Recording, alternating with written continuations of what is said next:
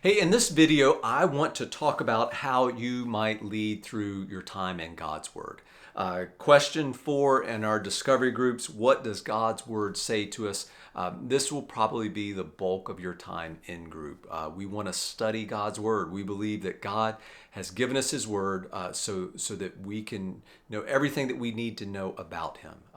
2 Corinthians 3:16 says that God, all Scripture is God-breathed, that it's useful for teaching, rebuking, correcting, and training in righteousness, so that we may be fully equipped for every good work that God calls us to. We have that conviction about God's Word. So because we have that conviction, we're going to read God's Word. We're going to talk about it. We're going to get into it. We're going to read it and discuss what it means and how it connects to us. The question here is, what does God's Word say to us? It's big that we hear from God. And the way we hear from God is by being in His Word. We know Him through His Word, and so we want to take time to study it. We believe God works through His Word, so it's amazing as people read the Bible firsthand, and that's a big part of discovery groups. We don't just want to tell you what you need to do.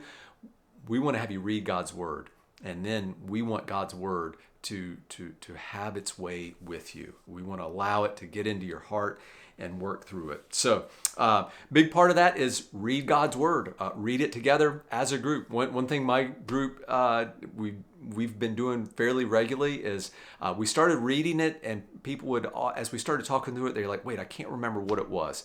So we've just started reading through it twice. The guys wanted to do that. And I thought, fantastic, let's read it twice. It's a way to just show we esteem God's Word. It's a way to help them better understand it. So we'll read through it. May have one person read through the whole passage, or we may divvy it up and have different people read different verses.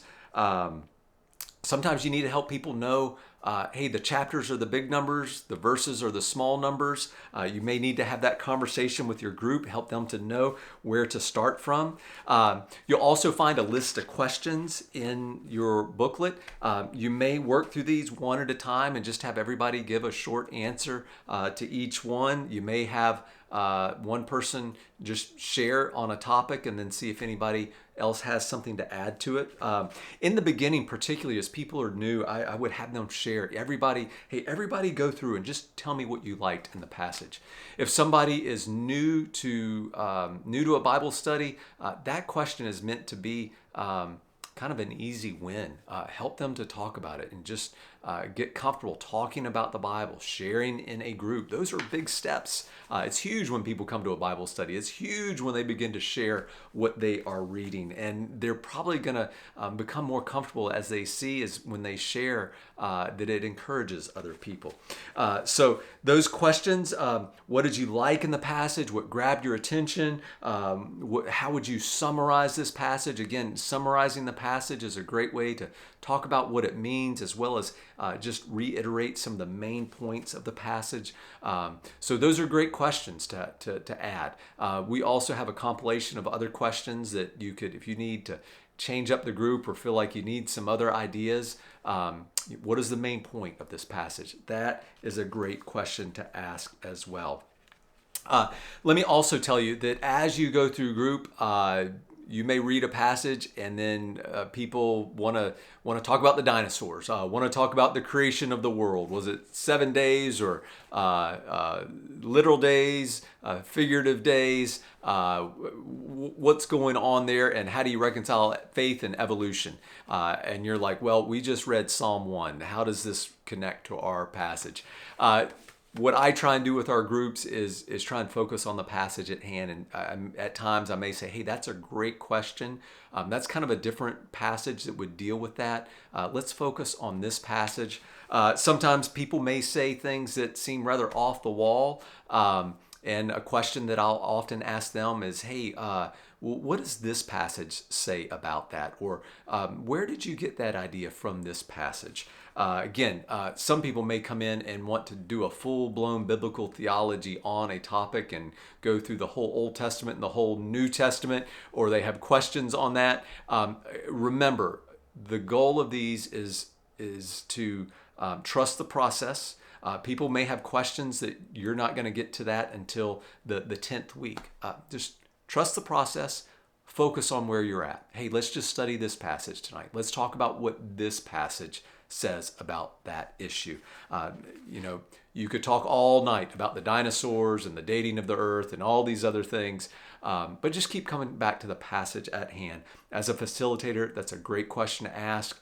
Hey, let's go back to the passage we're studying. What does this say? How does this contribute to that discussion? That's something that I'll ask frequently. And again, sometimes groups, it kind of trains groups to focus on that passage rather than just spousing all their knowledge on a topic. It gets people back to the Word. You may have one person that is read up on a particular issue and they want to talk about all that they have read, and that loses other people in the group. So you might just remind them, hey, we're not talking about that dissertation on that topic. Let's just come back. Not everybody's read that, so let's just focus on this. Is there anything in this that you'd want to highlight? What does God's Word say? What does this passage say to us about it? A key question in this section is the question on here, what does this tell me about God, myself, and the world we live in? A lot of these questions in here are kind of warm-up questions, but that is a huge question with multiple levels of answering, and it's really profound when you think about it. So some of the others build up to that. That question really gets at the heart of the point of the passage and what God is seeking to do in us through the passage. So that passage or that question also is a bit of a bridge to the obey section that comes next. So make sure you hit that question. Make sure you talk about it. Make sure as a facilitator you have thought about that question before you get into group, and that you have some good answers to that. It'll help sharpen your group, help push them in their understanding as well.